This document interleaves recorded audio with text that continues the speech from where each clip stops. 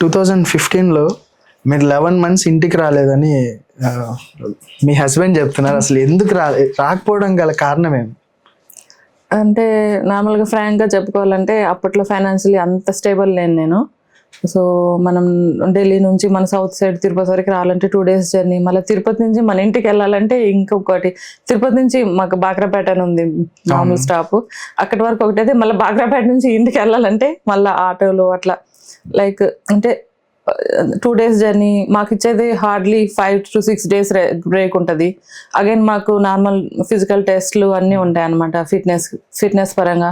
So 2 days వచ్చి 2 days వెళ్ళి మళ్ళీ హెల్త్ ఇష్యూస్ ఇట్లా ఫ్లైట్లో రావాలంటే బడ్జెట్ అంత మనీ పరంగా అంత స్ట్రాంగ్ లేను నేను అప్పుడు.